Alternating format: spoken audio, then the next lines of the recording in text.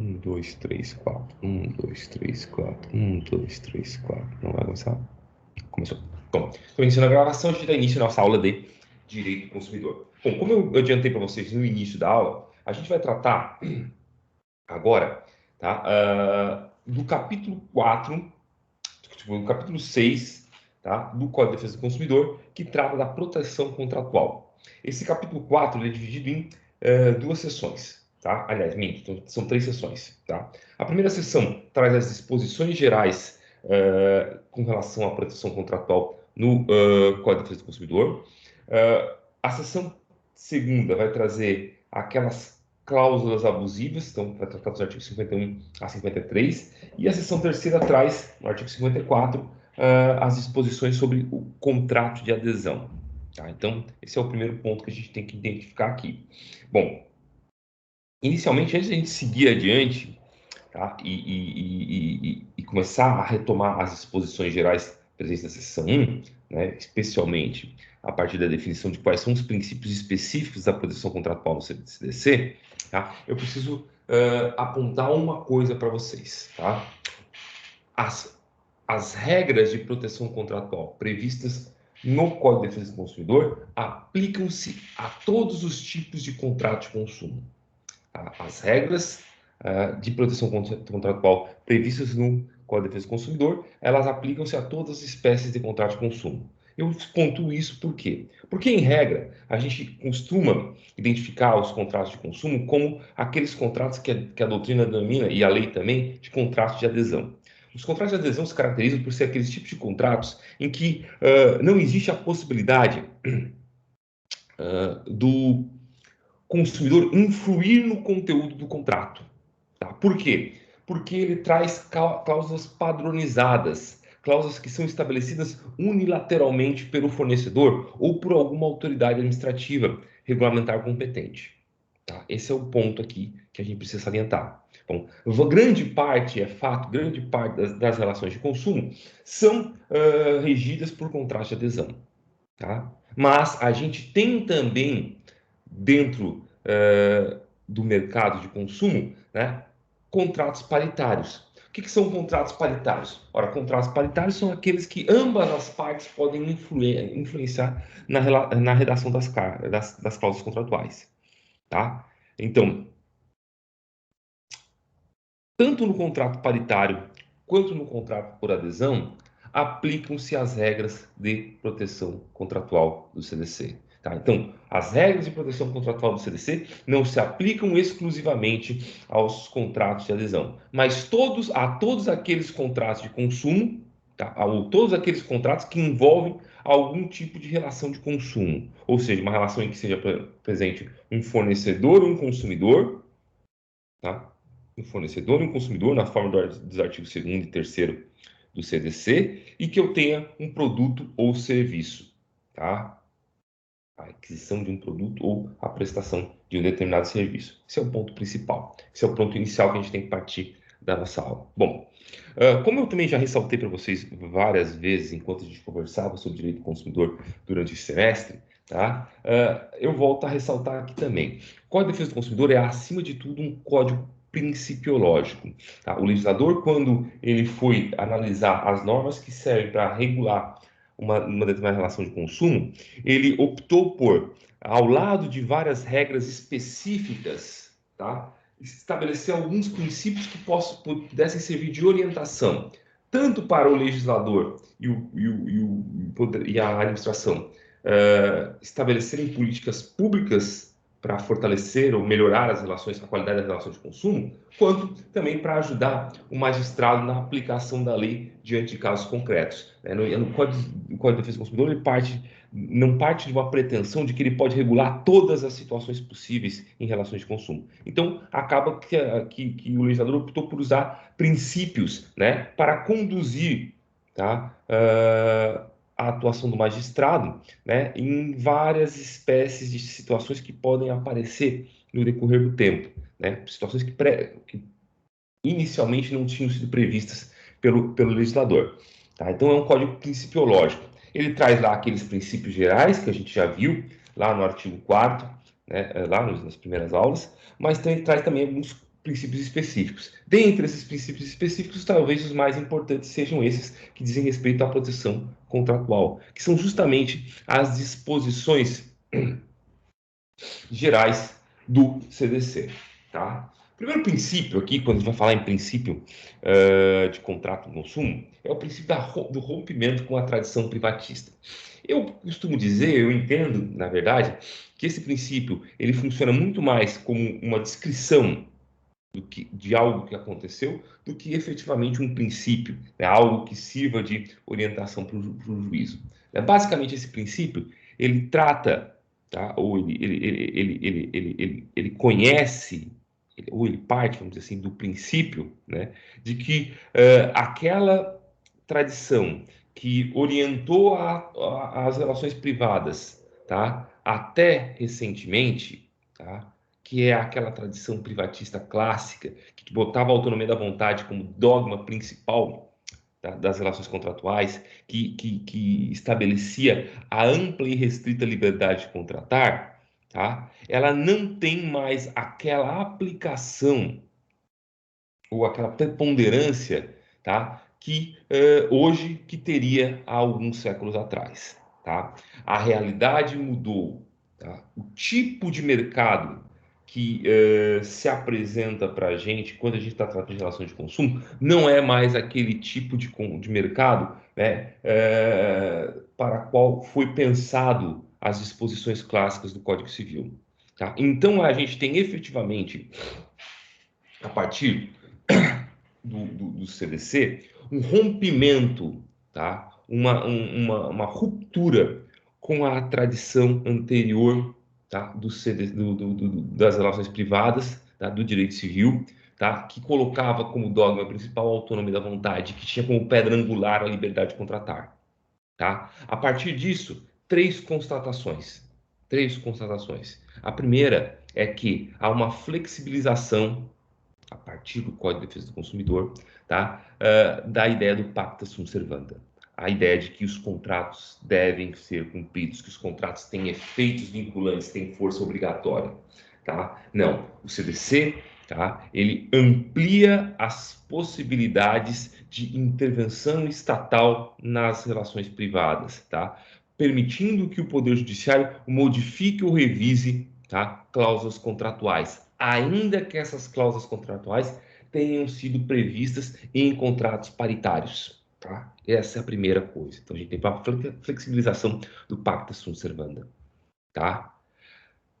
Segunda coisa importante também é uma modificação do caráter da oferta.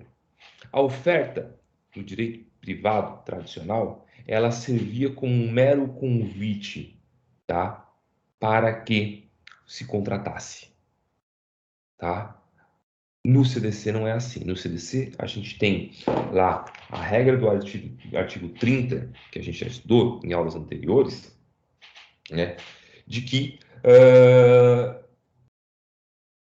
a oferta obriga, tá? A oferta obriga o fornecedor, tá? E o vincula, tá? De modo que passa a integrar o contrato, tá? A que vier a ser celebrado.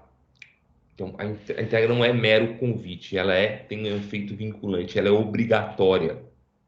Tá? Ela integra a relação contratual, mesmo que os seus termos não sejam reiterados posteriormente num contrato.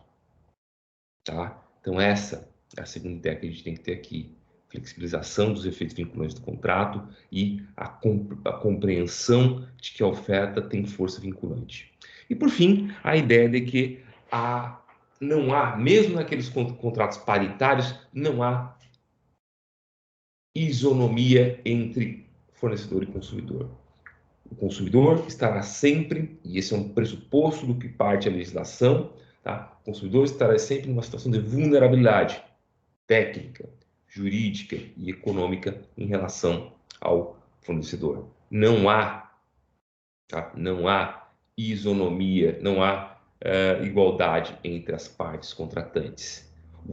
O código parte desse pressuposto, dessa presunção, tá? Que é a absoluta da vulnerabilidade do consumidor. Tá? E essa presunção de vulnerabilidade que, desde o início tenho falado isso, justifica a aplicação de um regime jurídico diferenciado, tá, à relação de consumo daquele que é utilizado para as relações entre particulares. Perfeito? Então, esses são os 3 pontos, né? Lembrando sempre, então, essa característica do CDC de conformar a autonomia da vontade ao interesse social, tá? Então, a autonomia da vontade, a liberdade de contratar não é ampla, tá? Ela deve ser exercida nos termos da função social do contrato, a gente se referir do que fala o artigo 421 do Código Civil, tá? Daí porque a gente diz que o CDC tem caráter de norma de ordem pública e de interesse social, que vai ter grande repercussão no que a gente vai discutir a partir daí. Então, esse é o primeiro princípio, que na verdade é muito mais que um princípio, é uma descrição, é um indício histórico, tá? Do porquê se merece maior proteção contratual o consumidor, tá? O que justifica essa maior proteção contratual do consumidor. Segundo princípio, que é um princípio que está estabelecido no parágrafo 2º do artigo 51, do qual nós trataremos muito vagar, com bastante cuidado mais adiante, trata daquilo que a gente chama de princípio da preservação dos contratos do consumo.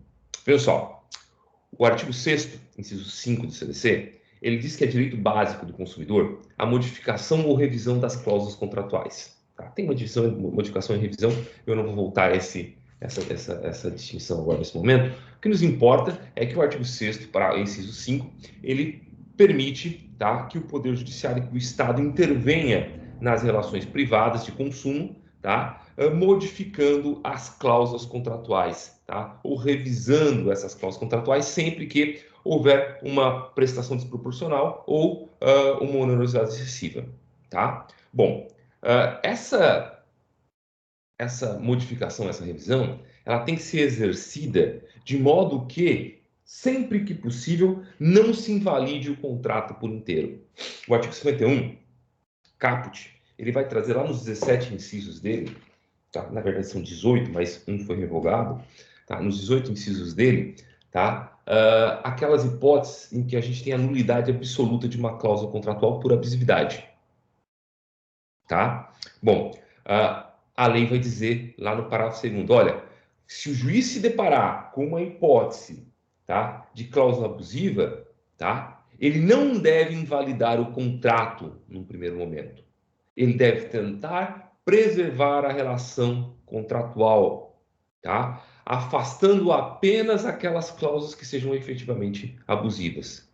Tá? Então, por isso, o artigo 51, em parágrafo 2º, a nulidade de uma cláusula contratual abusiva não invalida o contrato, exceto quando de sua ausência, apesar dos esforços de integração, decorrer ônus excessivo a qualquer das partes. Então, esse é um ponto importante. O princípio da preservação dos contratos, na verdade, ele decorre daquela concepção, né, que entende que o contrato tem uma função social importante, fundamental. O contrato é essencial para que haja, tá, a livre circulação de bens, mercadorias e valores.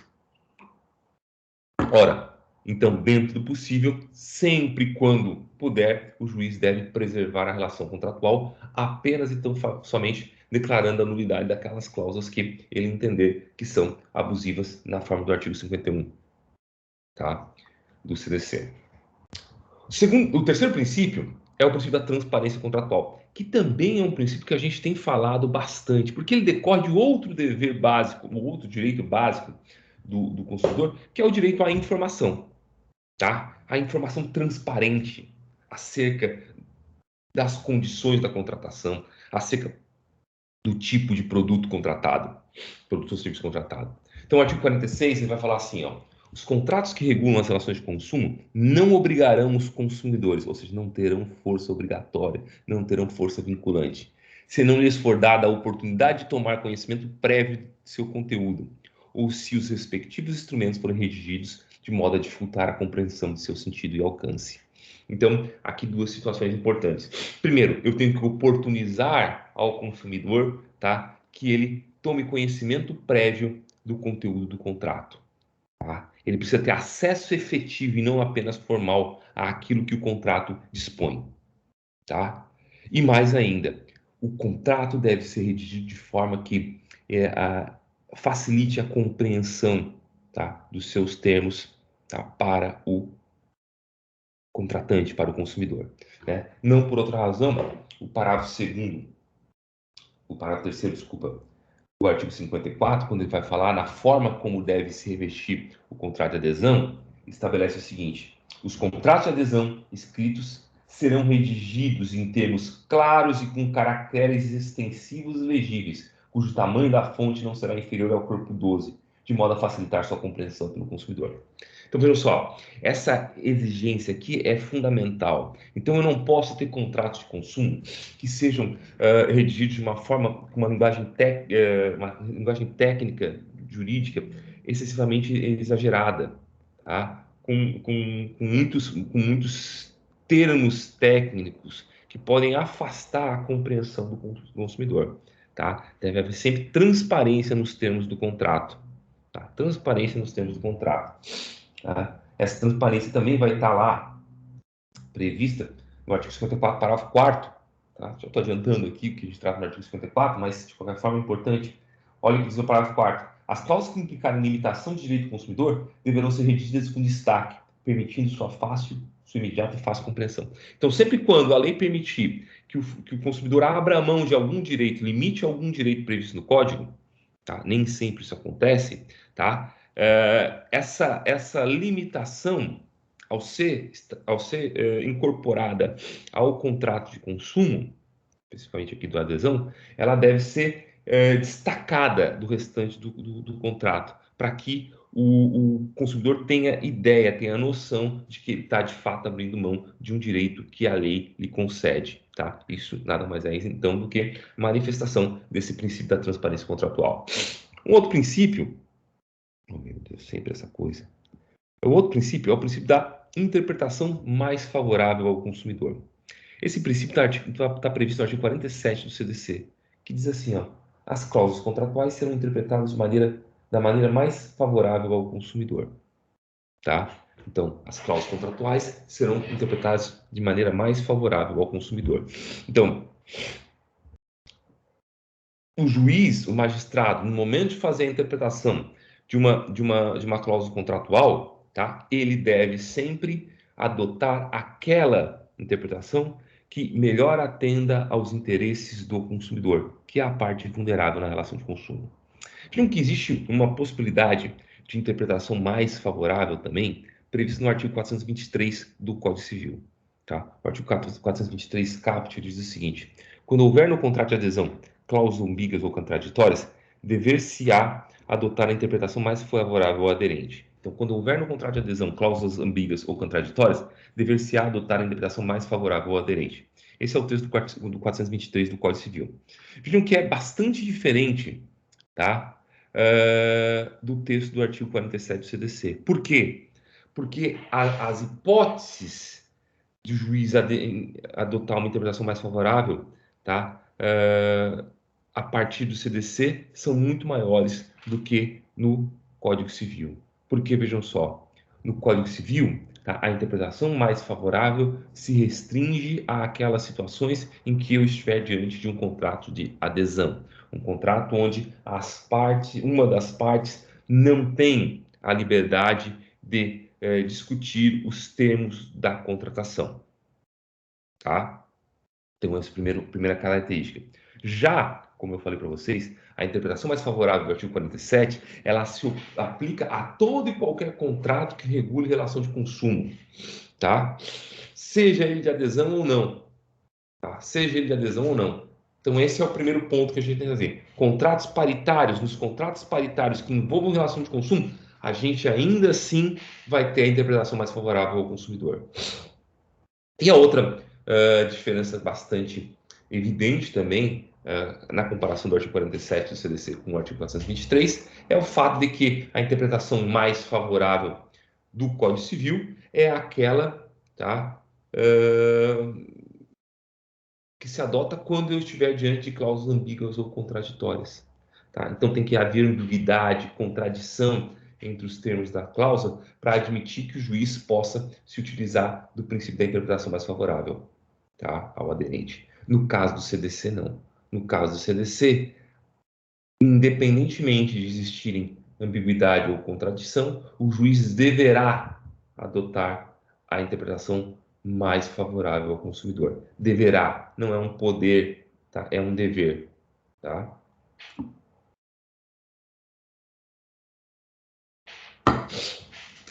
Além disso, a gente tem lá, então, por último, o princípio da vinculação pré-contratual, tá? Que é a ideia de que as declarações de vontade constantes de escritos particulares, recibos e pré-contratos relativos às relações de consumo vinculam o fornecedor, ensejando inclusive execução específica nos termos do artigo 84 e parágrafos. Então, gente, assim, qualquer manifestação de vontade do fornecedor, tá, já o vincula aos termos do contrato, tá? Já se equipara a oferta para fins do artigo 30, permitindo inclusive a sua execução específica. Tá? Daí porque eu posso dizer que o orçamento obriga. Tá? Então tá lá, o cara foi lá e fez o orçamento. Ah, esse orçamento vale por 30 dias. Os termos daquele orçamento, que a gente viu, que estão lá no artigo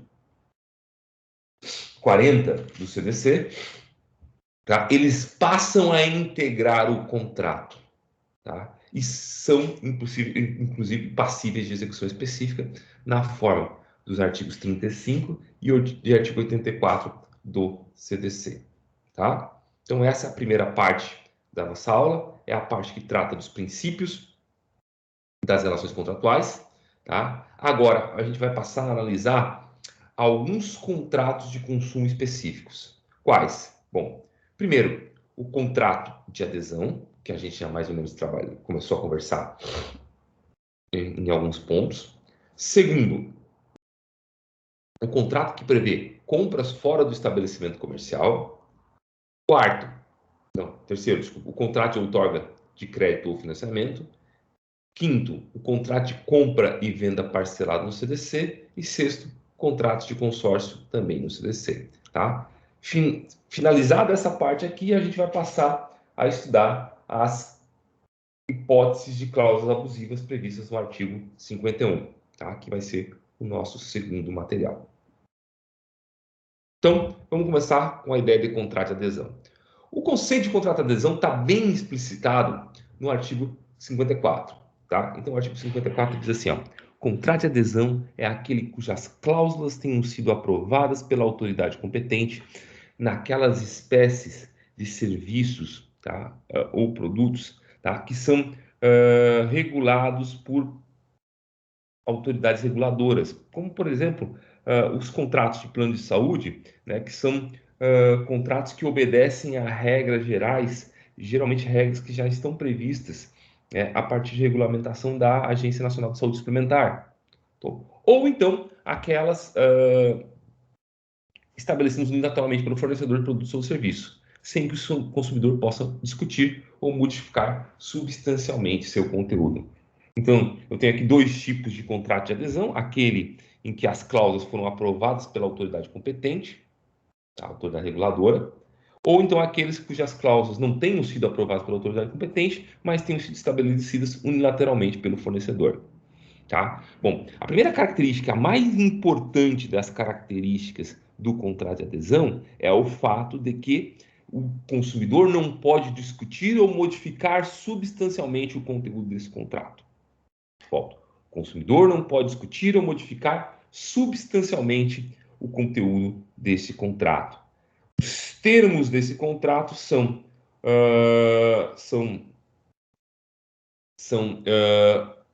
estabelecidos de forma unilateral pelo fornecedor. Tá? E aí vem uma pontuação importante lá no artigo 54, parágrafo 1º. A inserção de cláusula no formulário não desfigura a natureza do contrato, tá? De adesão do contrato. Então, a oportunidade, tá?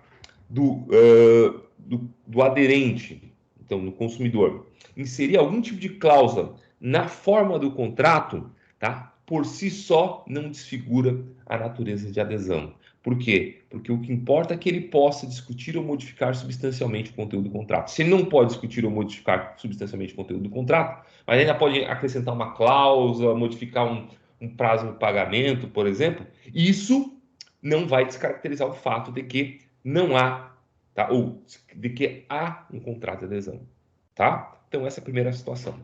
Outra coisa importante e outra característica importante do contrato de adesão é a possibilidade de resolução alternativa de escolha, exclusiva do consumidor.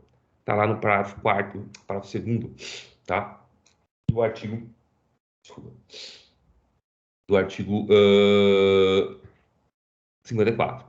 Nos casos de adesão, admite-se cláusula resolutória, desde que alternativa, cabendo a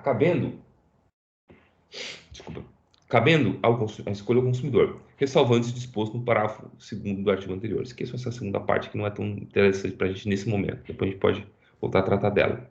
Então, no contrato de adesão, admite-se cláusula resolutória. Tá? Cláusula resolutória. O que é uma cláusula resolutória? Eu vou pegar aqui um conceito. Resolutória.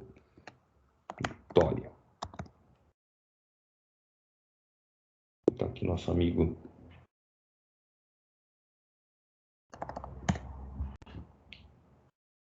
Oh, meu Deus. Tinha que estar enfrentando problemas técnicos aqui no meu computador. Ou seja, ele não quer fazer o que eu quero. Bom, a cláusula resolutória é aquela cláusula. No Código Civil eles chamam de cláusula resolutiva, né? Tá? A cláusula resolutiva é aquela cláusula que é estabelecida no contrato. Vamos ler o 474? Eu acho que é o 474 ou 473 do Código Civil. Deixa eu ler aqui para vocês.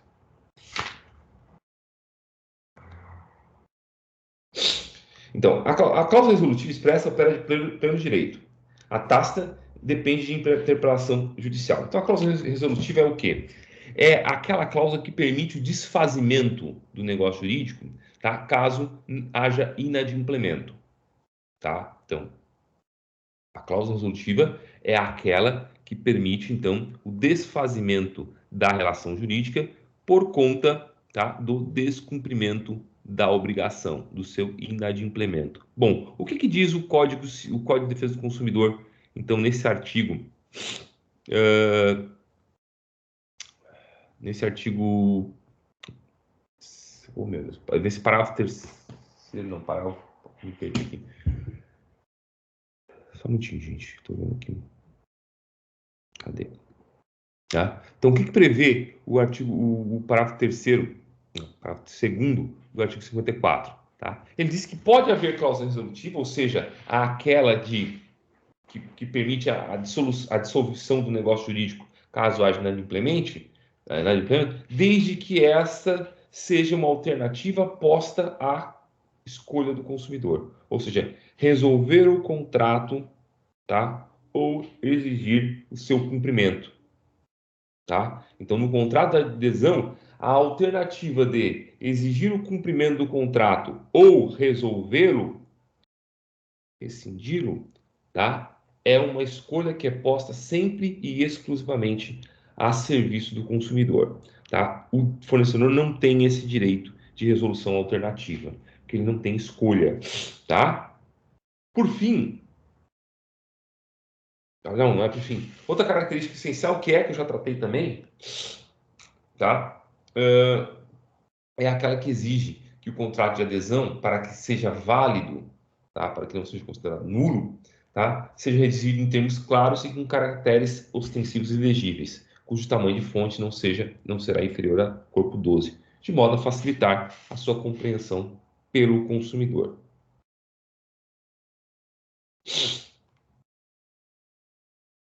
Tá?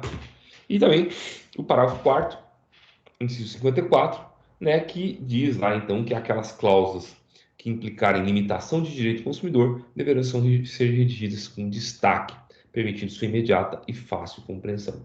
Então, naquelas hipóteses que o Código de Defesa do Consumidor permite que que o consumidor abra mão de parte dos seus direitos ou limite seus direitos, tá? Bom, nesses casos, essa cláusula tem que ser deve ser redigido com algum destaque, negrito, caixa alta, sei lá, para permitir que para transparecer ao consumidor a ideia de que, para que ele tenha ciência de que ele está abrindo mão daquele direito. Então não pode ser ocultada, escondida essa limitação,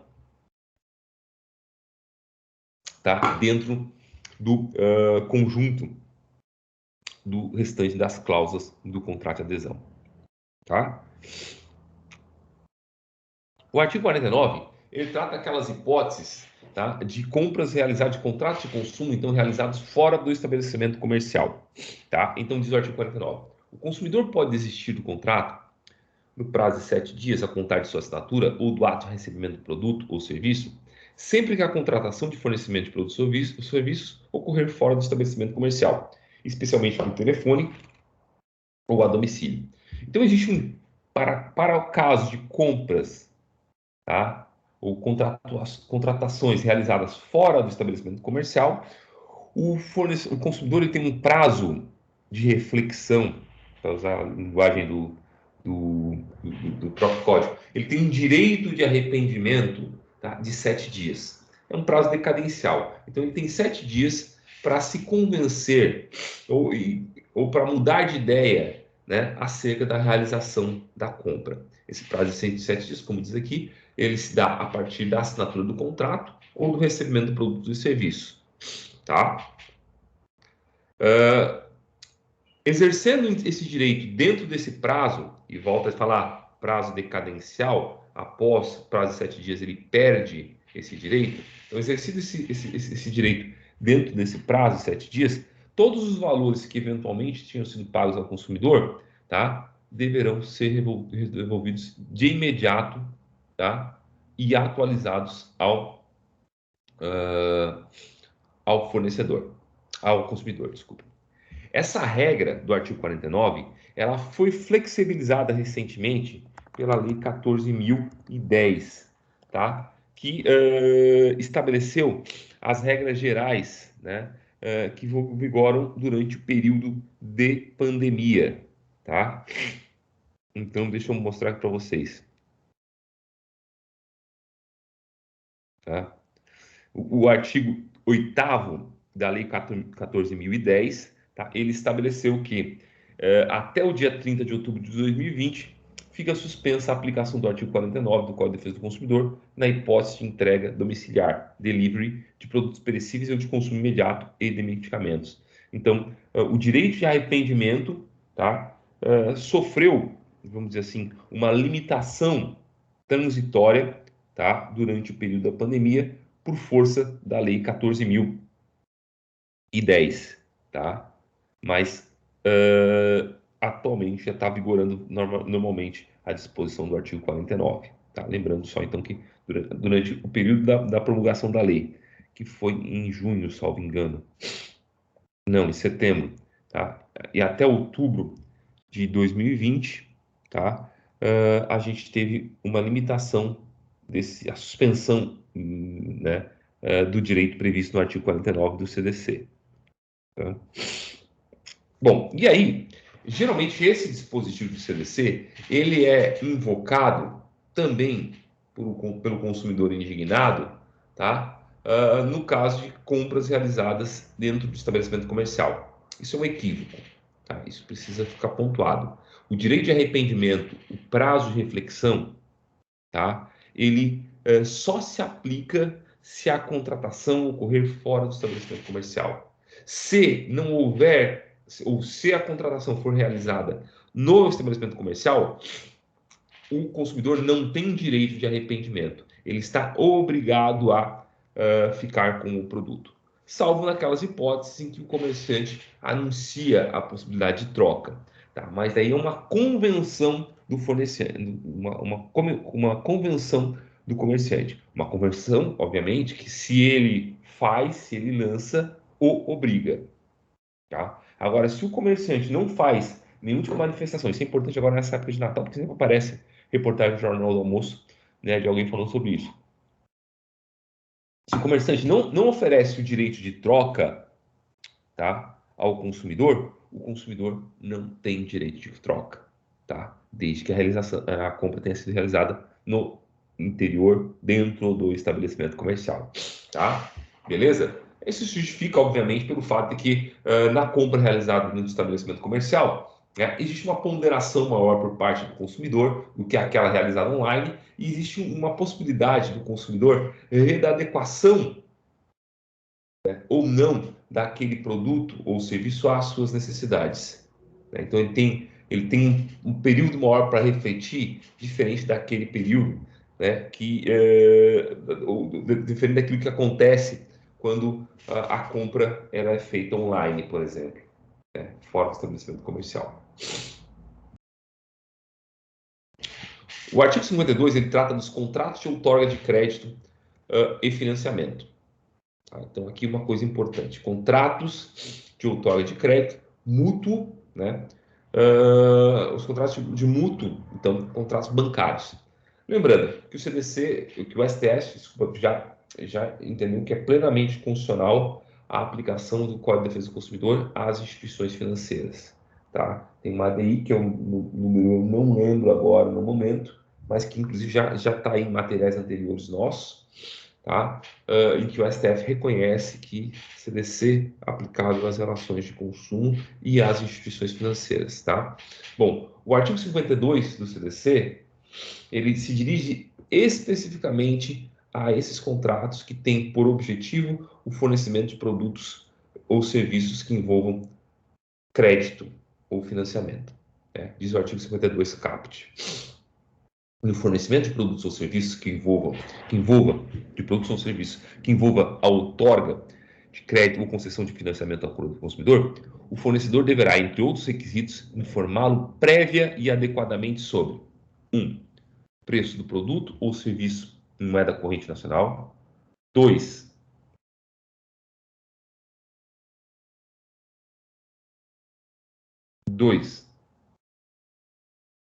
Montante dos juros de mora e da taxa efetiva anual de juros. 3. Acréscimos legalmente previstos.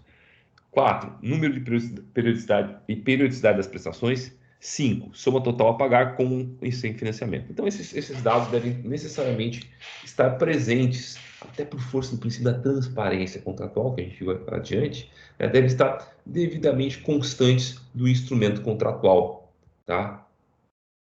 Para que o consumidor não seja pego de surpresa, tá? Uma outra coisa também é aquilo que está disposto no parágrafo 2º aqui, tá? Depois eu volto para o primeiro.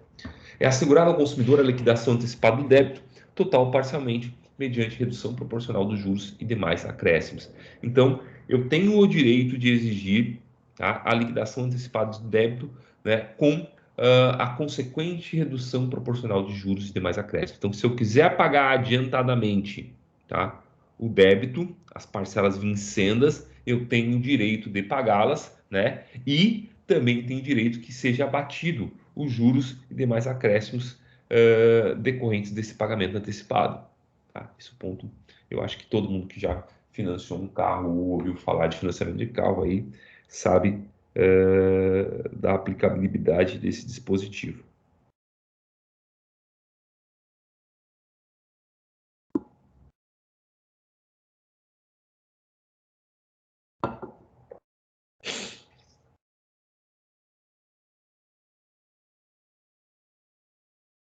Buenas. Por fim, o parágrafo que eu queria dar destaque aqui, no artigo 52, que é a limitação do valor da cláusula penal moratória. Tá? O artigo 52, o parágrafo 1º do artigo 52, ele limita em 2%, tá, o máximo de multa contratual que pode ser aplicado ao consumidor em caso de inadimplemento da obrigação. Tá? Então, havendo inadimplemento da obrigação, havendo mora, né, por parte do consumidor, tá? O máximo de multa que lhe pode ser aplicado, o máximo da pena convencional que pode lhe ser aplicada é de 2%. Tá? Existe uma limitação, então, legal ao valor da cláusula penal moratória, tá? Diversa daquela, por exemplo, prevista no artigo 412 dos Código Civil, né, que estabelece que o valor da cláusula penal não pode ser superior ao valor da obrigação principal. Então, aqui existe uma limitação muito mais ampla, em apenas 2%. Tá? Então, nas relações de consumo, valor da cláusula penal, 2%. No artigo 53, a gente encontra lá, então, as disposições que tratam do contrato de compra e venda de imóveis e imóveis mediante pagamento e prestação. Então, aqui a gente está diante do contrato de compra e venda parcelada do CDC. Tá? Bom, diz o artigo 53.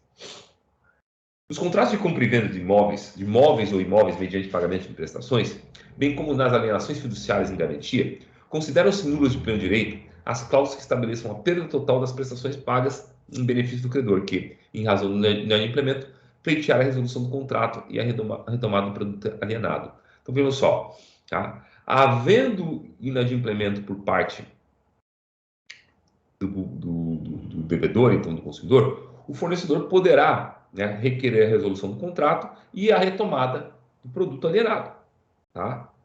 Devolução do produto alienado, tá?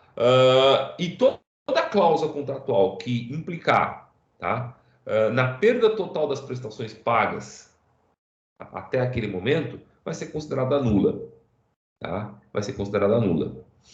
Agora, vejam, isso não quer dizer que o fornecedor não possa reter parte daquilo que foi pago pelo credor, pelo devedor, tá? Existe um precedente do STJ, eu cito aqui esse precedente, então, recurso especial 332.947, de relatoria do ministro Aldir Passarinho Júnior, é 2006, antigo, mas ainda está plenamente válido, né, que estabelece que é válido um percentual de retenção fixado em até 25%. Tá? Então, isso é importante. Então, ele pode reter uma parte, sim. Tá? Não a totalidade, mas pode reter uma parte. Só que isso aí tem que estar previsto no contrato, tá? Essa possibilidade de retenção. Tá? E uma outra coisa é que o artigo 53, o texto do artigo 53, ele salienta que essa disposição se aplica inclusive aos contratos de alienação fiduciária em garantia. No entanto, o STJ entende que não. Tá? Por quê? Porque o STJ ele diz que o seguinte, olha, a Lei 9.514, que trata da alienação fiduciária em garantia, tá? Especialmente em bens imóveis, aqui no caso, o decreto, no caso de bens imóveis, é o decreto 911, eu acho, tá?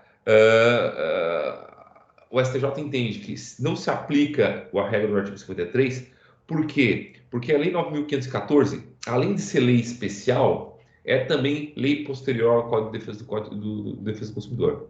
Então, ela tem preponderância na aplicação, não só porque ela trata exclusivamente da matéria contrato de alienação fiduciária, tá? Enquanto que o CDC trata de todo tipo de relação contratual, então ela é norma especial, como também ela é uma norma de 97, enquanto que o CDC é de 90. Ora, assim eu aplico aquelas dois critérios conhecidos, né, de resolução, né, de conflito aparente entre normas, né, de antinomias, né, que é a regra da especialidade e a regra da posterioridade. Lei especial derroga a lei geral e lei posterior derroga a lei anterior, tá? Então, o STJ, né, no recurso especial 1.822.750, né, vai dizer que o inadimplemento do devedor fiduciante enseja a aplicação da regra prevista nos artigos 26 e 27 da Lei Especial da 9.514 e não aquela regra do artigo 53 do CDC. Por fim, tá? Por fim, a gente tem aqui, tá? A lei dos consórcios, desculpa, os contratos de consórcio no CDC, tá? Eu vou pegar a lei aqui.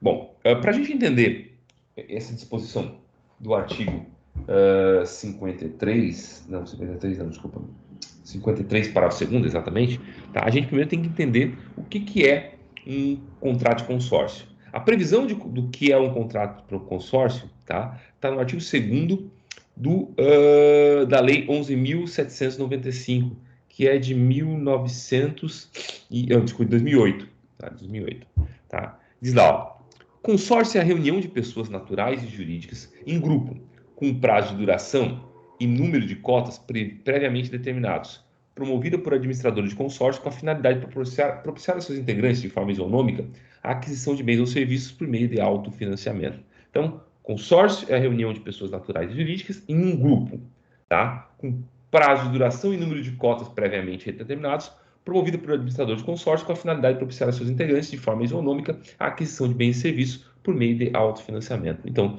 eu sozinho não consigo adquirir um bem, por exemplo, um carro, porque eu não tenho direito de pagar, não tenho condições de pagar esse carro à vista, né? Eu me junto com outras pessoas que têm interesse em adquirir esse mesmo carro, pagamos parcelas mensais para a administradora do consórcio, tá? Que realizará eventualmente, tá? A partir do momento que tiver capital suficiente, realizará eventualmente o sorteio, né, do consórcio para cada um dos membros, né? Aí o membro sorteado, né, ele passa a ter direito então de adquirir o bem a partir do financiamento que lhe foi dado também do financiamento do grupo, né? Que deu o grupo então que financia a aquisição do bem. Essa é a ideia do contrato de consórcio, tá? Bom, o artigo 53, no parágrafo 2º, ele vai dizer assim, ó, nos contratos do sistema de consórcio de produtos duráveis, a compensação ou restituição das parcelas quitadas, na forma desse artigo, terá descontada, além da vantagem econômica oferida com a fruição, os prejuízos que o desistente ou inadimplente causar ao grupo. Então, vejam só, o que o artigo 53, parágrafo 2º está dizendo é que existe sim a possibilidade daquela pessoa que faz parte do consórcio desistir do consórcio, tá?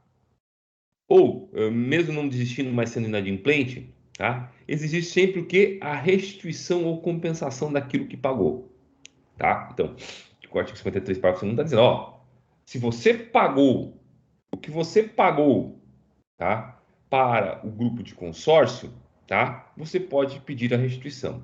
Mas, essencialmente, lhe será descontado, né? Além da vantagem econômica oferida com a fruição do bem, caso você esteja usufruindo do bem, tá? Os prejuízos que o desistente ou inadimplente causar ao grupo, tá? Então, vai haver aqui um encontro de contas, né?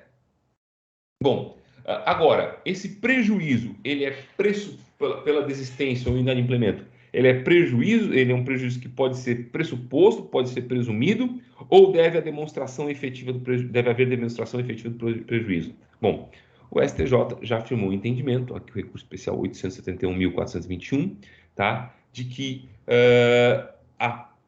o desconto dos valores decorrentes da reparação pelo prejuízo causado ao grupo, tá? Depende da efetiva prova do prejuízo sofrido, ônus que incumbe à administradora do condomínio, tá? Então, não há uma presunção do prejuízo, o prejuízo precisa ser efetivamente demonstrado para que a administradora possa ter direito à sua recomposição, como aliás é a regra do direito tradicional. Bom, a segunda questão aqui que a gente vai colocar aqui ainda sobre contrato de consórcio é o prazo para a devolução desse valor, né, pago pelo inadimplente ou pelo desistente, tá? O STJ também já afirmou o entendimento, recurso especial 1.119.200, tá? Que é devido à restituição dos valores vertidos pelo consorciado desistente do grupo de consórcio. Mas não de imediato, e sim em até 30 dias a contar do prazo previsto contratualmente para encerramento do plano. Então, vejam só, não há direito ao reembolso imediato das quantias pagas, né, pelo desistente ou inadimplente, tá? Esse direito, ele só passa a existir a partir do prazo de 30 dias contados da data prevista no contrato de consórcio para que o consórcio seja encerrado, tá? E por fim, ainda sobre consórcio, a gente tem a súmula 538 do STJ, que diz lá que as administradoras de consórcio têm liberdade para estabelecer a respectiva taxa de administração, ainda que fixada em percentual superior a 10%. Então, vejam só, a súmula 538 do STJ, ela considera legal a fixação por parte da administradora de consórcio de taxa de administração, que pode, inclusive, ser superior a 10%, né? Conforme visto aí. Então, essa é a primeira parte da nossa aula, como eu disse. Tratamos, então, dos artigos 46 a 50 e 52 a 54. E agora a gente vai tratar exclusivamente do artigo 51. Tá? Vou voltar aqui. Aliás, não vou voltar, não. Agora nós vamos para o material de apoio 1, porque eu subverti a ordem da aula. Tá? Material de apoio 1. O material de apoio 1, ele vai tratar das cláusulas abusivas no CDC. Tá? Eu vou pegar um pouquinho d'água aí e volto em questão de segundos.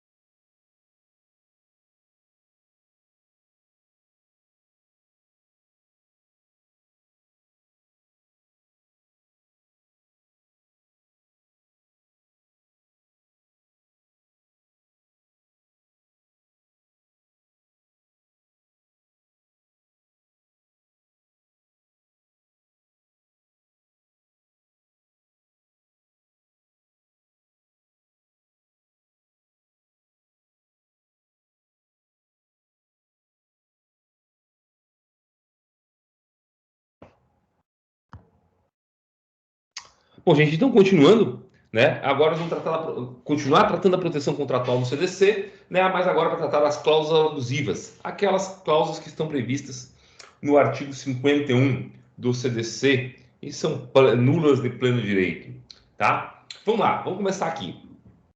Retomar uma constatação que eu fiz no início da aula, né, de hoje. Né? O fato de que as regras de proteção contratual do CDC aplicam-se a todas as espécies de contrato que tratam de relação de consumo. Sejam eles contratos de adesão, na forma 54, sejam eles contratos paritários. Tá? Ou seja, aqueles em que o consumidor tem chance de modificar substancialmente os termos do contrato, tá? O conteúdo das cláusulas. Tá? Em qualquer uma dessas situações, eu posso ter a verificação de cláusulas abusivas que serão nulas de pleno direito na forma do caput do artigo 51. Bom, a justificativa da proteção contratual mais rigorosa ao consumidor, tá? Dada pelo CDC, tá? É o princípio da vulnerabilidade do consumidor que a gente tem visto. A gente já falou no início da aula e temos falado durante o semestre inteiro. É ele que justifica a aplicação de regime diferenciado nas relações de consumo em relação àquelas relações privadas tradicionais, tá? E também, e especialmente, o princípio da boa-fé objetiva, que impõe, né, às partes um comportamento fundado na ética, um comportamento fundado na lealdade, na confiança, no respeito para com o interesse da outra parte. Daí porque a gente tem uma mitigação da autonomia da vontade, uma flexibilização da liberdade de contratar. A liberdade de contratar, ela fica limitada, tá, à observância dessas normas do CDC, que são normas públicas e de interesse social, tá? De novo, decorrência da função social do contrato, o reconhecimento da importância que o contrato, e especialmente o contrato de consumo, tem nas relações sociais, tá? Bom, o conceito de cláusula abusiva é bastante abstrato. Vejam que o Nelson Nery Jr., quando ele vai definir cláusula abusiva, ele diz assim, ó, são aquelas notariamente desfavoráveis à parte mais fraca das relações de consumo. São sinônimos de cláusulas abusivas as expressões cláusulas opressivas, onerosas, vexatórias ou ainda excessivas. Na verdade, cláusulas abusivas vão ser sempre aquelas cláusulas que colocam, né, o consumidor numa situação de ainda maior vulnerabilidade do que aquela, tá, em que ele naturalmente tem nas relações de consumo. A cláusula abusiva é aquela cláusula que impõe ao consumidor, tá, a renúncia de direitos, tá, a renúncia de direitos irrenunciáveis, que fazem parte da própria dignidade, vamos dizer assim, do contratante. Tá? Então, essa é a ideia. Mas, por fim, a gente pode dizer aqui que cláusula abusiva, assim como a prática abusiva que a gente viu na aula anterior, né, ela é aquela cláusula abusiva, é aquela previsão contratual que atenta contra os valores constitucionais, tá? E especialmente contra os direitos do consumidor. Tá? Então, essa abusividade, como diz ali o meu texto ali, é aferida objetivamente, ou seja, não importa a intenção do contratante, não importa que ele tenha agido com dolo ou com culpa. Não. O que importa é que efetivamente tenha possibilidade de causar prejuízo ao consumidor. Sequer precisa haver prejuízo, tá? Basta que haja possibilidade de prejuízo para que o juiz, então, vamos dizer, prejuízo em tese, não em concreto, né? Basta que haja prejuízo em tese para que o juiz reconheça a nulidade de uma norma, tá? Ou de uma cláusula que se insira numa dessas possibilidades do artigo 51. A gente analisar aqui tudo, tá? A primeira coisa que a gente precisa ler o artigo, ler o caput do artigo 51 e constatar duas coisas. Primeiro, ele diz assim, ó, são nulas de pleno direito, entre outras, as cláusulas contratuais relativas ao fornecimento de produtos e serviços que, e aí passa a descrever lá uma série de cláusulas cujo conteúdo implicaria em abusividade, tá? O ponto principal que eu queria ressaltar para vocês aqui é, primeiro, que quando o código fala em nulidade absoluta, quando a lei, quando o legislador fala em nulidade de pleno direito, desculpa, a gente está diante de nulidade absoluta. Tá? A nulidade absoluta é aquela que independe de provocação das partes para ser reconhecida. Isso é um ponto importante, tá? Mas que vai merecer um destaque mais abaixo para a gente. Tá? Um outro ponto também importante, então, primeiro, o fato de que cláusulas abusivas são nulas, tá? É caso de nulidade absoluta e não de nulidade relativa. É caso de nulificação e não de anulação, tá? Um outro ponto importante também disposto pelo artigo 51 é aquele que eu tenho falado várias vezes, que é a questão do artigo 51 se tratar de apenas de um rol exemplificativo. As hipóteses de cláusula absoluta, tá, não estão taxativamente previstas, tá, no artigo 51. Eu posso ter outras hipóteses de nulidade que não aquelas, tá, previstas no artigo 51. Tá? O artigo 51 ele serve como uma baliza, como uma orientação para o magistrado, onde ele pode identificar alguns tipos de cláusulas abusivas, mas nada impede que ele possa verificar a existência de outros tipos de abusividade que não apenas essas previstas nos 17 incisos do artigo 51, tá? Bom, para que se possa decretar a nulidade de uma cláusula dessas, é necessário que essa nulidade seja reconhecida judicialmente, tá? Ao contrário daqui, gente, eu vou ir contra a doutrina, tá? A sentença, tá? A sentença que reconhece a nulidade absoluta, a abusividade de uma norma, é uma sentença que a gente vai chamar de declaratória. Professor, mas por que estava constitutiva negativa assim? Porque uma parte significativa da doutrina entende que a sentença, tá, que declara a nulidade absoluta de uma cláusula contratual abusiva é uma sentença constitutiva negativa, porque desconstitui uma relação jurídica existente, constituindo uma nova situação jurídica, tá? No entanto, os efeitos da sentença constitutiva negativa, tá, não se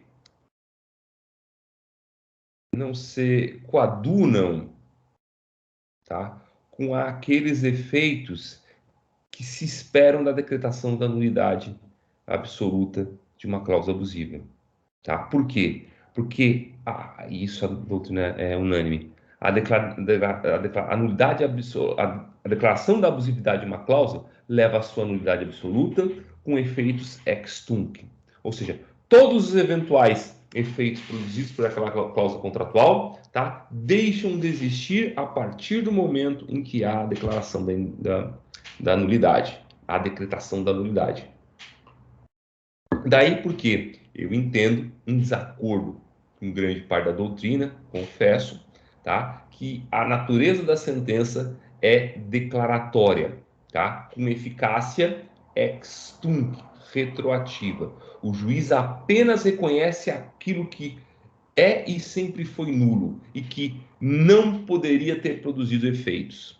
Se os produziu, os efeitos devem retroagir como se não tivessem sido produzidos. Tá? Esse é um ponto importante. Tá? Como eu falei para vocês, isso daqui já é meio que superado, né? O juiz deve atentar no momento de julgar a abusividade de uma cláusula pelo princípio da preservação dos contratos de consumo, ou seja, ele deve sempre preservar a relação contratual, excluindo a cláusula abusiva, mas jamais invalidando o contrato como um todo, salvo naquelas situações em que é impossível, tá? Apenas excluir a cláusula contratual, porque isso vai implicar num ônus excessivo a qualquer das partes, tá? Bom, pela ausência de prazo em lei, tá? Parte da doutrina entende que essa ação é imprescritível, ou seja, a ação requerendo a nulidade de uma norma, de uma cláusula contratual abusiva. Outra parte, entretanto, entende que pode se aplicar o prazo do artigo 205 do CDC, né, que é prazo de 10 anos, né, o prazo do CDC não, do Código Civil, que é aquele prazo geral de 10 anos de prescrição, né, não existe posicionamento, né, dos tribunais sobre isso. Tá? A questão controvertida aqui há a questão controvertida mesmo, tá? É a questão da necessidade de provocação, ou melhor, se o juiz pode, o magistrado pode reconhecer de ofício a abusividade de uma cláusula, ou seja, eu entro com uma ação questionando a validade de uma cláusula. O juiz olha e diz, olha, essa cláusula que o Conte está questionando, eu acho que ela não é abusiva. Mas essa cláusula aqui, que ele não questionou, na minha opinião, é abusiva. Vou decretar a nulidade dessa cláusula. A pergunta é, o juiz pode ou não reconhecer de ofício, tá, da abusividade de cláusulas constantes em contrato de consumo? A doutrina maciçamente se posiciona no sentido de que sim. Ora, as normas do CDC são normas de ordem pública e interesse social. A principal característica das normas de ordem pública e interesse social é que elas são normas, tá? Elas podem ser reconhecidas de ofício pelo magistrado, tá? Por sua própria natureza, sua importância, que vai além do interesse das próprias partes, veja, o interesse social, o interesse público.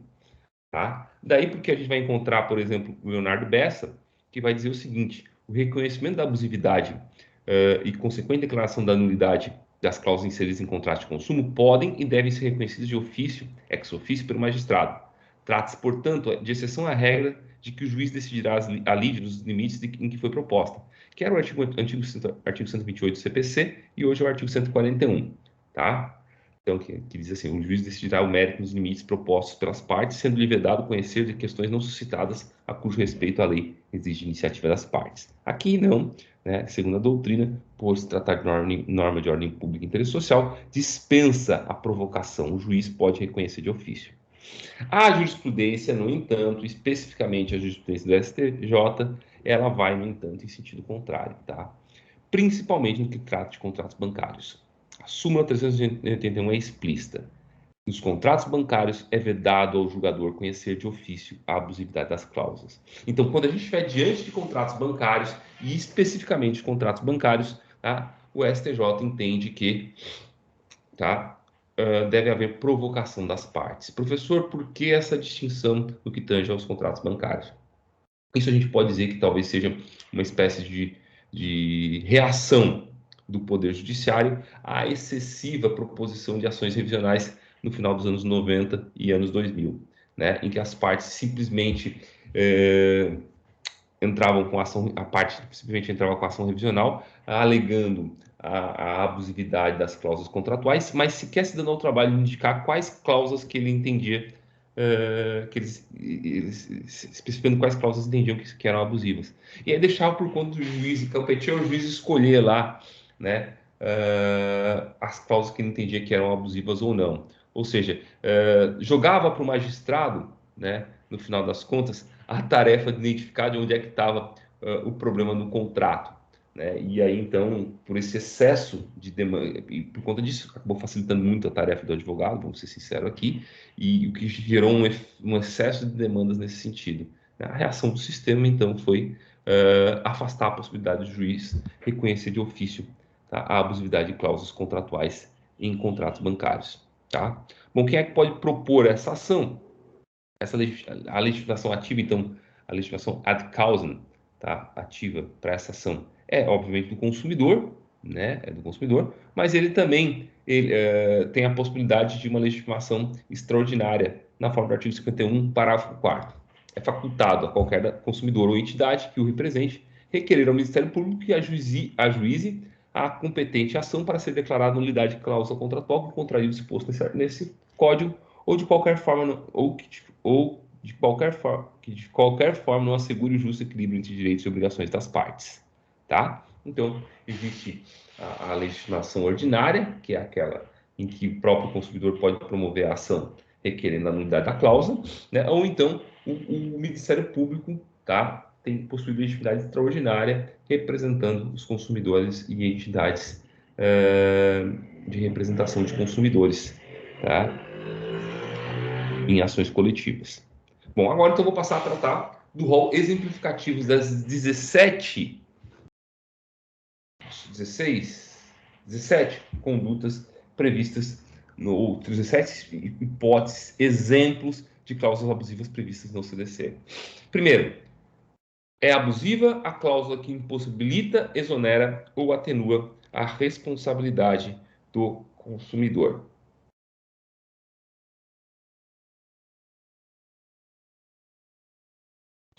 Tá?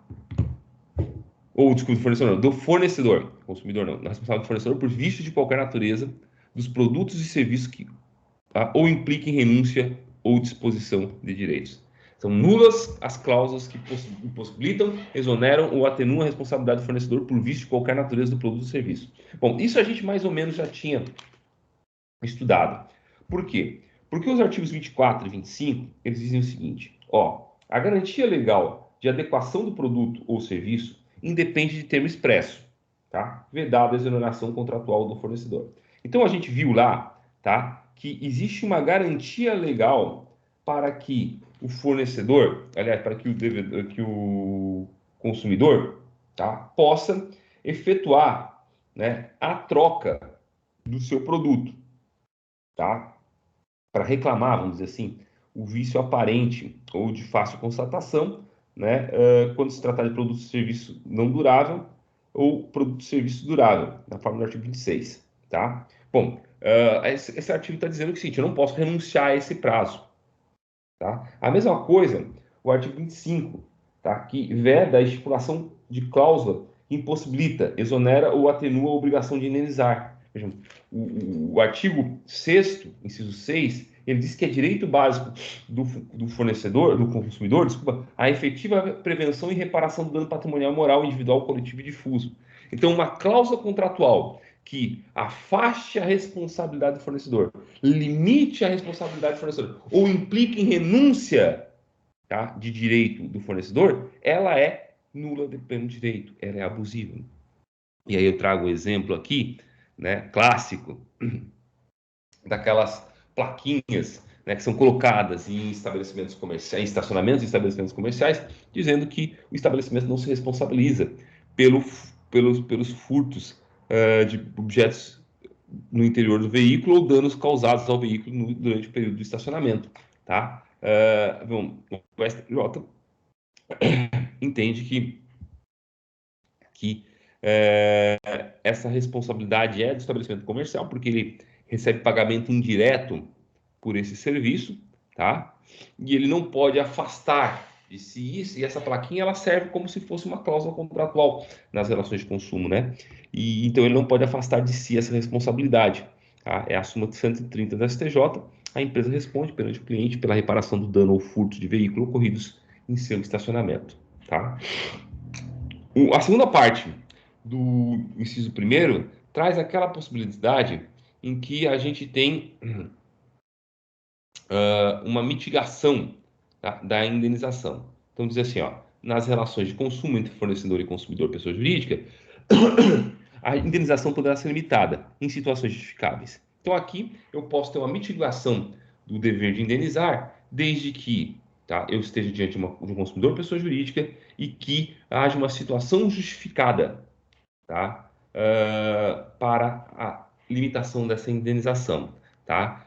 O que é essa situação justificável? Tá? É uma situação em que, por conta dessa limitação, o consumidor terá algum tipo de vantagem, como, por exemplo, um desconto maior, né, no preço do produto, né, por abrir mão da totalidade da indenização. Não pode abrir mão não pode abrir mão de toda a indenização, mas pode abrir mão de parte dela, né, desde que haja uma situação que justifique, ou seja, haja uma vantagem, tá, para que o consumidor, pessoa jurídica, tá, renuncie parcialmente à sua indenização integral, tá, à sua reparação integral, na forma do inciso 6º do artigo 6º, tá?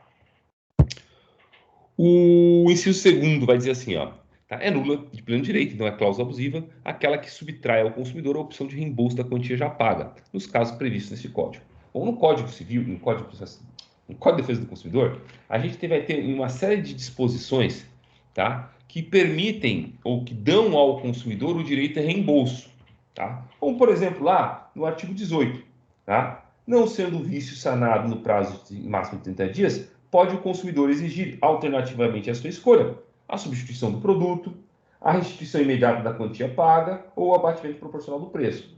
Tá? O artigo 47, desculpa, o artigo 49, parágrafo único, também fala a mesma coisa. Olha, se eu realizei a compra de um bem fora do estabelecimento comercial, de um produto fora do estabelecimento comercial, eu tenho direito a pedir o reembolso no prazo de 7 dias. Tá? Vejam, qualquer cláusula contratual que afaste esse direito de reembolso do consumidor, aqui eu citei alguns exemplos, 18 para a primeira, 35, 3, 49, mas tem outros no código, tá? Ela será efetivamente uma cláusula abusiva e assim, também, por conseguinte, nula, tá? Também, terceiro, cláusula abusiva é aquela que transfere responsabilidade a terceiros. A gente já viu que tem uma série de situações em que o CDC, ele estabelece a responsabilidade solidária de todos os integrantes da cadeia de produção, tá? Da cadeia de consumo. Tá? Desde, por exemplo, do fabricante até o comerciante. Tá?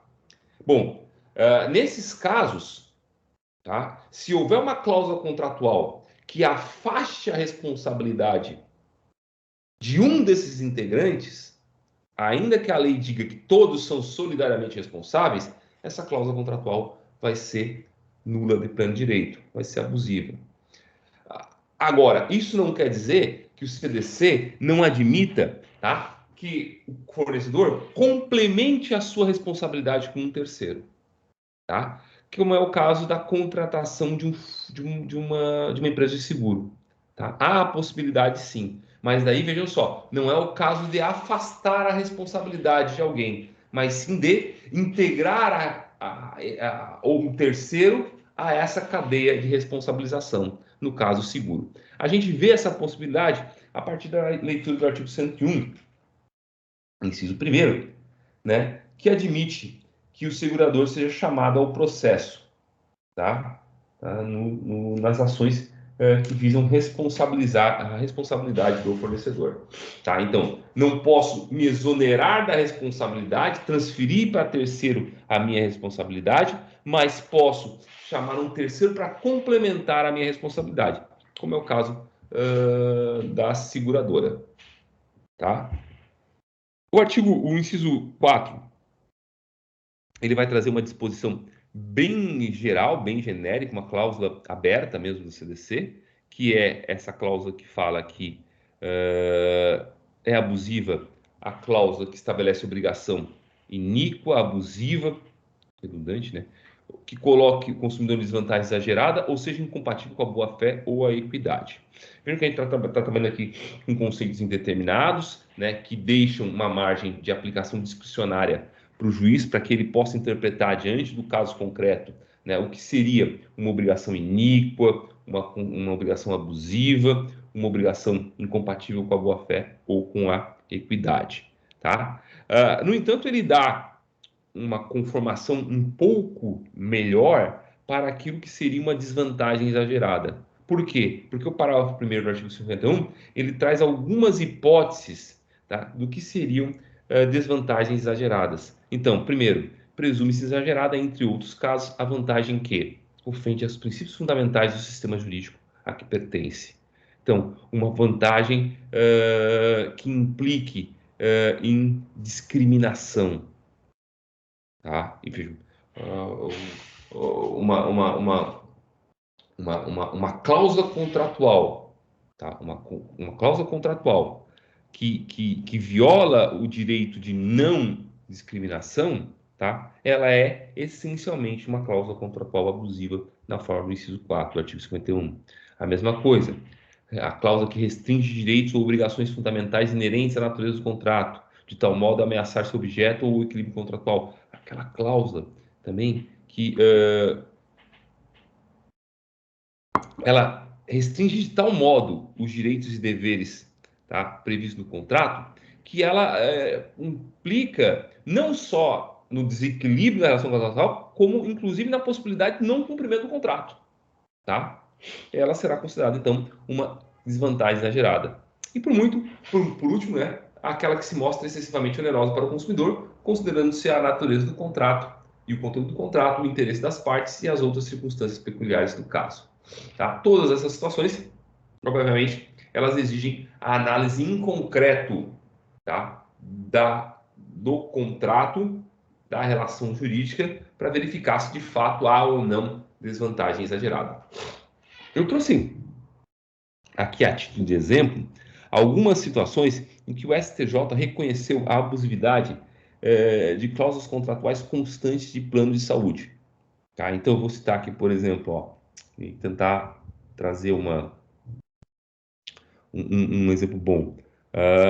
Por exemplo, é abusiva a cláusula contratual que exclua da cobertura do plano de saúde o tratamento de AIDS ou de doenças infecto-contagiosas. Bom, isso é o quê? Isso é uma cláusula contratual que claramente viola o direito à não discriminação, tá? A mesma coisa, a abusividade de cláusula contratual que prevê o reajuste de mensalidade do plano de saúde em decorrência exclusiva da mudança de faixa etária do segurado, tá? Também uma cláusula que viola claramente o direito à não discriminação, né? Ou então, por exemplo, a cláusula contratual que exclui da cobertura do plano de saúde o custeio de prótese necessária ao pleno restabelecimento da saúde do segurado em procedimento cirúrgico coberto pelo plano. Caso daquela situação, por exemplo, que a mulher se submeteu a uma cirurgia de mastectomia, né? E o plano de saúde se recusa a fazer a cirurgia plástica estética de reconstituição da mama, tá? Vejam,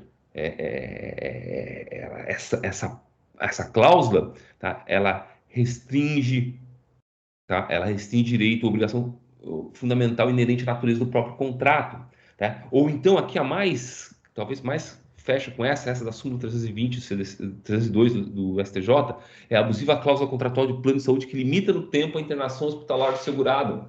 Ou então que aqui, quer ver? Que prevê a limitação do valor do custeio de despesa no tratamento clínico, cirúrgico ou hospitalar, tá? Vejam, é amplamente o tipo de cláusula que restringe direito ou obrigação, tá? Inerente à natureza do contrato, porque ameaça o seu próprio objeto. Qual é o objeto do contrato de tratamento de saúde? Oferecer algo segurado, né? O tratamento de saúde, né? O plano de saúde que estabelece condições que limitam, tá? O tratamento de saúde, obviamente, vai estar indo contra o próprio objeto do contrato, né? E aí, outras situações, como por exemplo, essa daqui também que é interessante, que é a questão da implemento substancial, né? A cláusula contratual que prevê a suspensão do atendimento em razão do atraso de apenas uma parcela do plano de saúde. Quer dizer, eu procuro lá o plano de saúde com um mês de atraso e me é negado o tratamento, né, o atendimento. Bom, o STJ também entende que essa cláusula é abusiva, né, porque ela estabelece uma onerosidade excessiva apenas para uma das partes, tá? No caso, o consumidor. E aí, vocês dão umas lidinhas aí até interessante para a vida prática de vocês, né? Então, inciso 6, estabeleça uma inversão do ônus da prova em prejuízo do consumidor, né? O ônus da prova, a inversão do ônus da prova é um direito básico do consumidor, né? Desde que ele comprove a verossimilhança da alegação ou então a sua situação de hipossuficiência em relação ao fornecedor, na forma do artigo 6º, inciso 8º, né? E não pode então haver uma cláusula contratual que inverta esse ônus, tá? Em favor do fornecedor, né? Também vai ser abusiva aquela cláusula que determina a utilização compulsória da arbitragem, quer dizer, as partes podem celebrar no contrato que eventuais conflitos em relação ao contrato podem ser resolvidos por meio da arbitragem? Sim, podem. Tá? O que não pode haver é o quê? Ora, não pode haver a estipulação de que as partes só podem se valer do instrumento, tá? Da arbitragem. Por quê? Ora, porque isso vai violar, obviamente, né, além do princípio do direito de acesso à justiça, tá, do consumidor, que a gente já tratou lá no artigo 6º, tá? Inciso 7º, que diz que é direito básico do consumidor o acesso aos órgãos judiciários e à administração com vistas à prevenção e reparação de danos patrimoniais, morais, individuais, coletivos ou difusos, assegurada a proteção jurídica, administrativa e técnica aos necessitados, né? Além de violar isso, viola também, obviamente, o nosso direito constitucional, né, de acesso à justiça, previsto no inciso 35 do artigo 5º, que diz lá que a lei não excluirá de apreciação do Poder Judiciário lesão ou ameaça a direito, né? Aliás, essa disposição do artigo 7º, ela se, ela se repete de alguma forma, né, no inciso 17º, que foi incluído pela Lei 14.181, que diz lá que é nula de pleno direito, então cláusula abusiva, aquela cláusula que condiciona ou limita de qualquer forma o acesso aos órgãos do Poder Judiciário. Tá? Então, também não dá, tá? Que as partes só podem buscar a resolução do conflito por meio administrativo. Não dá também, pela mesma razão de que uma cláusula que determina a utilização compulsória da arbitragem será nula, porque limita o acesso do consumidor aos órgãos do Poder Judiciário, limita o acesso à justiça do consumidor. Impõe um representante para concluir ou realizar outro negócio jurídico pelo consumidor, então, como regra, tá? Não deve haver intermediário, aliás, pode haver, mas não pode ser obrigatória, né, que haja um intermediário, tá, entre consumidor e fornecedor, onerando ainda mais, né, a aquisição do produto ou a prestação de serviço ao consumidor, né? E isso se expõe muito bem nessa situação da cláusula mandato, na vedação da cláusula mandato, né? A cláusula mandato, vou pegar aqui também um conceito de cláusula mandato para vocês. Tá?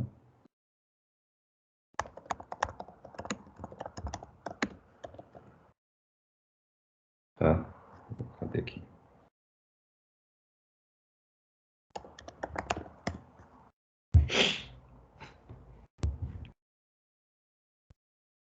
Ó, aqui tem um bem bom que é um conceito, inclusive,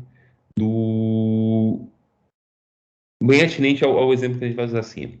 Cláusula mandato é a autorização dada pelo consumidor a administrador de cartão de crédito para que, em seu nome, obtenha recursos no mercado financeiro para saldar eventuais dívidas e financiamentos advindos do uso do cartão. Então, eu usava o meu cartão, tá? Essa é a situação aqui, ó. Eu usava o meu cartão de crédito, assinava um contrato em que previa a cláusula mandato. O que acontecia? Eu usava meu cartão de crédito, ficava em débito, tá? O que o banco fazia? O banco, com base no contrato, tá, com base nessa cláusula mandato, ele ia lá no mercado financeiro e obtinha um empréstimo no meu nome. Para quê? Para saldar a minha dívida com cartão de crédito. Tá? Então, ele intermediava a relação entre eu e o mercado financeiro, tá? Para obter o lugar de implemento de uma dívida que eu tinha com ele, com o operador de cartão de crédito. Tá? Essa prática era bastante usual, né, entre as operadoras de cartão de crédito, né, até que em 2015 ela foi considerada abusiva pelo STJ. Então, o STJ, no recurso especial 1.084.640, que é de relatoria do ministro Marco Buzzi, tá, definiu que é abusiva a previsão de cláusula mandato que permite à operadora emitir título cambial contra o usuário do cartão de crédito. Beleza? Então tá. Inciso 9.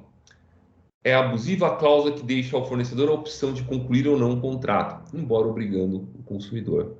Então, o contrato, ele estabelece, tá, a cláusula resolutiva em favor do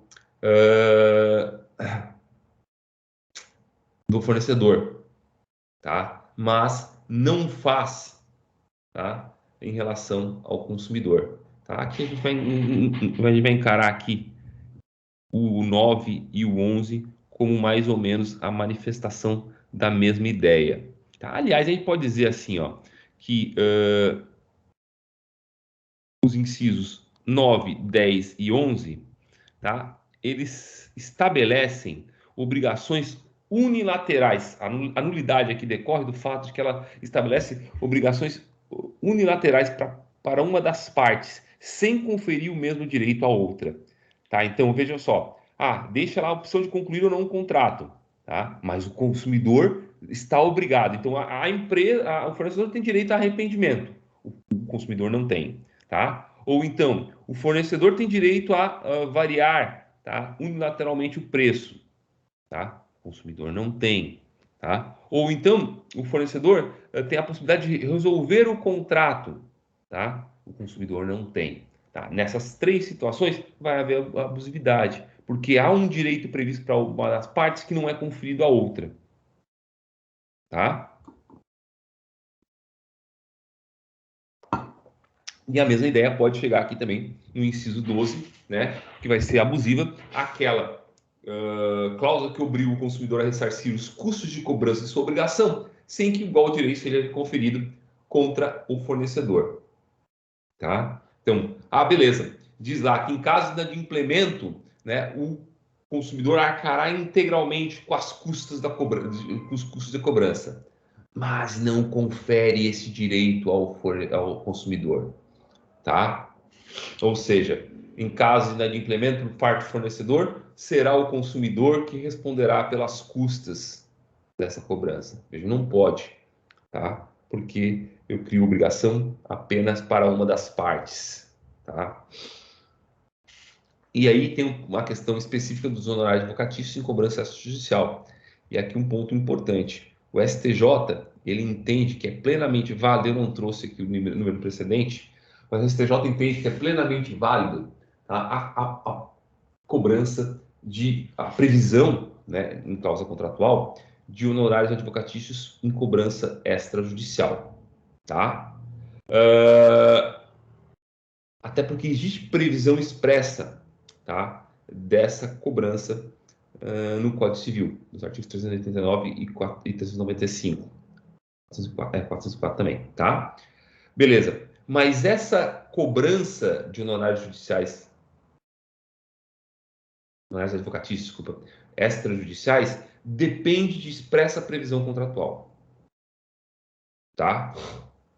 Depende de expressa previsão contratual.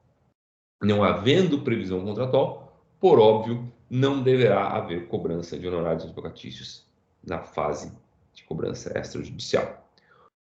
E, obviamente, deve haver, eu sempre falo isso para ressaltar, deve haver participação de advogado nessa cobrança. A realização de cobrança sem a efetiva participação de advogado, né, é exercício regular do credor, sem problema nenhum, né, mas a cobrança de honorários advocatícios só se justifica se efetivamente há a participação de advogado, né, sob pena de alguém estar se locupletando, né, se enriquecendo sem justa causa, né, na medida que cobra por um serviço que não foi prestado, né? E aí, só para pontuar aqui a decisão do STJ que eu destaquei aqui, né? Então, já para que o consumidor ele possa exigir, tá, os honorários advocatícios na cobrança judicial, não é preciso que conste, tá, previsão expressa, tá? Porque há uma presunção, tá? Ora, se o fornecedor tem direito de exigir o pagamento dos honorários advocatícios extrajudiciais, direito igual deve ser assegurado ao consumidor, ainda que não haja previsão no contrato. Tá? Aqui também, o inciso 13º, a cláusula abusiva que autoriza o fornecedor a modificar unilateralmente o conteúdo ou a qualidade do contrato após a sua celebração, né? Após a celebração do contrato, né, o direito de modificação ou revisão, tá, do contrato é como regra do consumidor, tá? É como regra do consumidor, tá? O fornecedor não pode modificar os termos daquele contrato após a sua celebração. Por quê? Porque ele está vinculado aos termos daquele contrato. Tá? Mas daí vem uma cláusula dizendo que ele pode a qualquer tempo modificar preço, modificar a forma de cobrança. Tá? Não, não pode. Tá? Essas modificações podem ser feitas, mas devem ser feitas por acordo entre as partes. Tá? O inciso 14, em consonância ao que dispõe o artigo 225, que diz que... deixa eu lembrar o que diz o 225 da Constituição Federal. Deixa eu pegar aqui certinho. Disposto no artigo 225.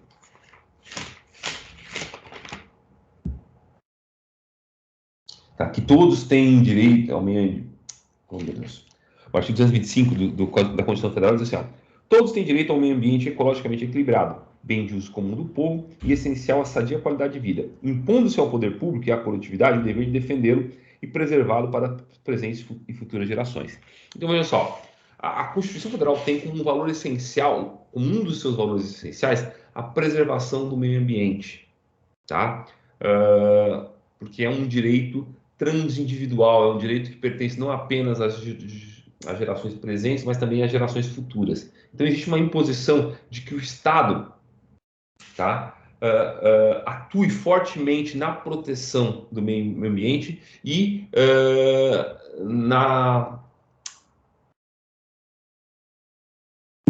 no incentivo de formas de desenvolvimento sustentável. Então, vão ser sempre nulas quaisquer cláusulas que prevejam situações em que pode haver a infração ou a violação de normas ambientais. Tá? Então, isso não pode, repugna ao Estado brasileiro cláusulas contratuais nesse sentido. Daí aí, a doutrina vai falar, olha, esse meio ambiente tem que se sentir de uma forma mais ampla possível, né? Ou seja, não apenas diz respeito ao meio ambiente natural, mas também a preservação do meio ambiente urbanístico, cultural e do trabalho. Então, uma cláusula contratual que implique uma violação a uma norma trabalhista de interesse da coletividade, para além dos indivíduos, né, que, por exemplo, coloque trabalhadores em situação análoga à escravidão, ou que implique em algum tipo de prejuízo ao patrimônio histórico-cultural, né, elas serão também cláusulas nulas, que são cláusulas abusivas, tá, por violar o inciso 14 do CDC. Também tem ali o inciso 15 que diz assim, ó, que são abusivas aquelas cláusulas que estejam em desacordo com o sistema de proteção ao consumidor. O sistema de proteção ao consumidor não é apenas, tá, aquilo que está disposto no artigo, nos artigos do Código de Defesa do Consumidor, na Lei 8.078. Tá? Até por força da teoria do diálogo das fontes, tá, existe uma série de legislações, tá, que tratam da proteção do consumidor, tá, para além, então, da Lei 8.078. Tá? Quais são algumas dessas legislações? Tá? A Lei dos Crimes contra a Economia Popular, a Lei dos Crimes contra a Ordem Econômica e as Relações de Consumo, a Lei dos Planos e Seguros de Assistência de Saúde, né? A Lei das Mensalidades Escolares, a Lei dos Consórcios, a Lei da Defesa da Concorrência. Todas essas leis se caracterizam por trazer no seu bojo uma série de disposições que tratam da proteção ao consumidor, né? Nesses contratos específicos, nessas situações específicas. Ora, tá? A cláusula contratual abusiva que tiver em desacordo com qualquer um dos termos dessas leis será, redundante, será necessariamente nula porque abusiva. E por fim, não é por fim, porque foram adicionados mais dois incisos nesse ano ao artigo 51, a gente tem o inciso 16, que diz ali, ó, que é nula de pleno direito, é abusiva, então, é aquela cláusula que possibilita a renúncia do direito à indenização por benfeitorias necessárias. Bom, as benfeitorias necessárias, gente, são aquelas benfeitorias que estão previstas no artigo 96, esse código aqui é mais fácil de achar, artigo 96 do Código Civil. O artigo 96 diz, as benfeitorias podem ser voluptuárias, úteis e necessárias. Aí diz assim, parágrafo 3º. São necessárias as benfeitorias que têm por fim conservar o bem ou evitar que se deteriore. Tá? Bom, o que vai dizer o artigo 1200 e alguma coisa que eu não sei qual é agora? Tá? Ele vai dizer que o possuidor de boa-fé tem direito à indenização das benfeitorias necessárias, inclusive com direito de retenção da coisa, enquanto não houver a indenização dessas benfeitorias. Tá? O que diz o CDC? O CDC diz, olha, havendo benfeitorias necessárias, tá? Havendo benfeitorias necessárias, qualquer cláusula que implique, tá, no direito do fornecedor em não indenizar por essas benfeitorias será nula de pleno direito. Bom, gente, para mim, a intenção do legislador foi apenas em uma situação, aplicar essa impossibilidade de renúncia aos contratos de locações, tá? Especificamente às locações urbanas. Tá? Então essa era a ideia, porque eu não consigo ver em que outra situação de relação consumerista, tá?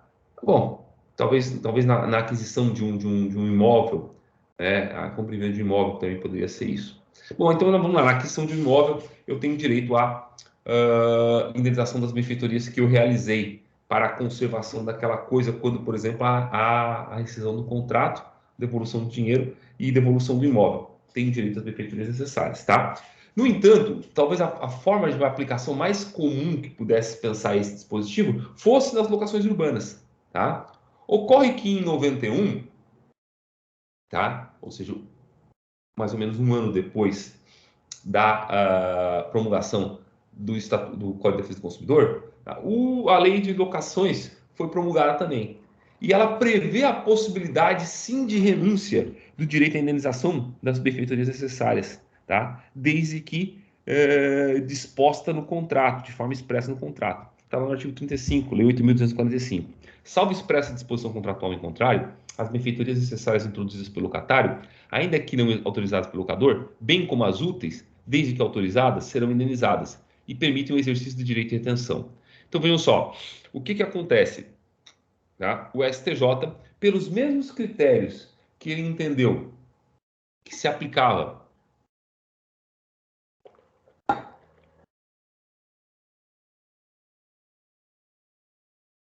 Eu me esqueci a lei. Pelos mesmos critérios que ele entendia que se aplicava, tá? A lei específica, tá? As relações de consumo. Agora não lembro mais qual era a lei específica, gente. Tem um branco aqui no meu cérebro aqui. Deixa eu pegar, acho que estava no material anterior. Apaguei, fechei. Tá? Mas pelos mesmos motivos que numa situação anterior a gente estava falando, que o STJ deixar de aplicar a norma. Deixar de aplicar a norma geral da alienação fiduciária, tá? Deixar de aplicar o artigo 53 caput do CDC para aplicar a lei específica da alienação fiduciária, 9.514, tá? Também entende o STJ que aqui prevalece, tá? Pelos critérios de posterioridade e especialidade, tá? As disposições da lei de locações que permitem, então, que o locatário, tá? Renuncie, desde que expressamente no contrato, ao direito de indenização e retenção, tá? Pelas benfeitorias necessárias, tá? Então, por conta dos princípios da especialidade, das critérios de especialidade e da posterioridade para, como se diz, resolução do conflito aparente entre normas. Aqui, por fim, o inciso 18º, também agora acrescentado recentemente ao Código de Defesa do Consumidor, estabelece que é uma cláusula abusiva aquela que estabelece prazos de carência em caso de impontualidade das prestações mensais ou impeça o reestabelecimento integral dos direitos do consumidor e de seus meios de pagamento a partir da purgação de mora ou do acordo com os credores. Aqui é um caso específico, por exemplo, eu estou atrasado com o meu plano de saúde, coloquei em dia o pagamento, tá? E aí o plano de saúde me estabelece no contrato o seguinte, olha, em caso de inadimplemento de uma parcela, tá? Você ficará 30 dias, tá? Você terá um prazo de carência de 30 dias para poder utilizar novamente dos serviços deste plano de saúde. Ou então, que é muito comum estar em agências bancárias, né, em estabelecimentos bancários, instituições financeiras, tu fazer um acordo para resolver pendências que tu tem com a instituição, então pagar uma dívida que tem com a instituição, e aí eles te avisam, olha, tu tem que estar ciente que ao realizar o pagamento desse acordo aqui, tu não vai ter acesso a uma série de outros tipos de serviços que a instituição financeira oferece para ti. Vejam, hoje, expressamente, esse tipo de cláusula vai ser, obviamente, abusiva e vai ser declarada nula pelo Poder Judiciário. Gente, deixa eu desligar aqui a gravação.